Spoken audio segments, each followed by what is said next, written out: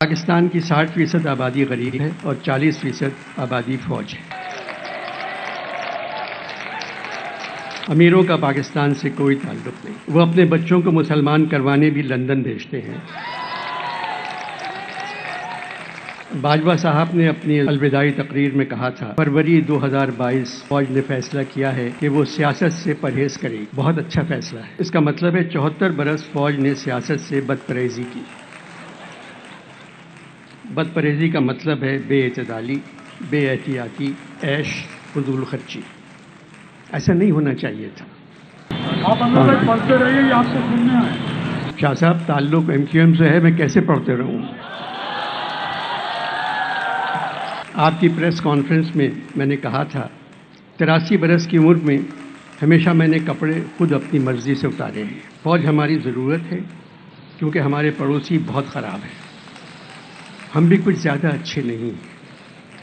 اسی لیے فوج کبھی سرحد کی طرف دیکھتی ہے، کبھی اپنے ملک کی طرف، پھر سوچتی ہے میں ادھر جاؤں یا ادھر جاؤں، بڑی مشکل میں ہوں، میں کدھر جاؤں، پھر ادھر آ جاتی ہے۔ بے روزگاری، بدحالی، مہنگائی، پریشانی، پشیمانی، اداسی ملکوں پر بادلوں کی طرح چھا گئی ہے۔ کسی کو احساس ہی نہیں کہ وہ اس ملک کے ساتھ کیا کر رہے ہیں۔ قبضہ مل جاتا ہے تو ایوان تالیوں سے گونج جاتے ہیں۔ اس کے باوجود احمد شاہ کا اصرار ہے میں پاکستان پر بات کروں، پاکستانی کہانی سناؤں۔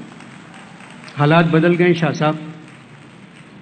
جو دل میں ہے، جو ہے زباں پہ، دل کو نہیں اس سے فائدہ، جو ہے زباں پہ دل کو نہیں اس سے فائدہ، جو دل میں ہے وہ لا نہیں سکتے زبان پر۔ کچھ الٹا سیدھا بول کر اپنے کپڑے پنجاب پولیس سے نہیں اتروانا چاہتا۔ پاکستان 75 کا ہو گیا، میں پاکستان سے 8 برس بڑا ہوں۔ میری ان گناہگار آنکھوں نے پاکستان کو پروان چڑھتے کم اور پروان اترتے زیادہ دیکھا ہے۔ غریب غریب ترین ہو گئے، امیر امیر ترین۔ 14 اگست 1947، نیا ملک، نیا آسمان، خوبصورت سرزمین۔ 24 سال بعد آدھی زمین بنگالیوں نے واپس لے لی۔ آدھی زمین جو بچی تھی وہاں لوگوں نے خرید لی یا بیچ دی۔ اب سرزمین میں سے صرف زمین غائب ہو گئی ہے، انگریزی والے سر بچ گئے۔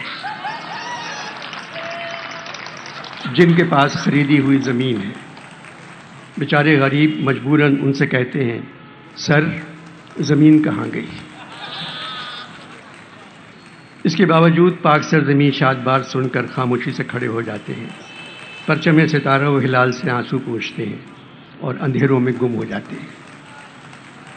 کہانی پاکستان کی سنیں گے آپ؟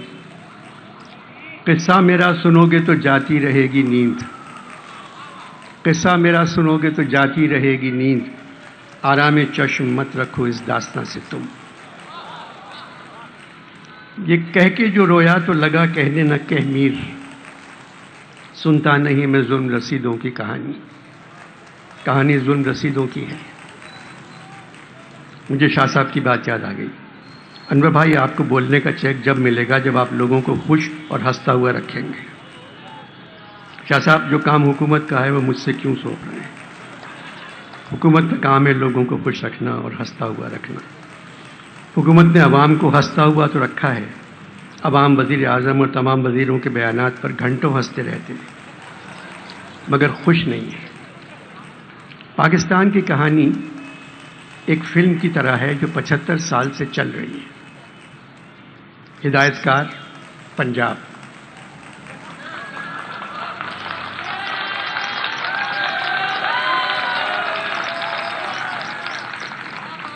ہدایت کار پنجاب، شوٹنگ بلوچستان میں ہوئی ہے۔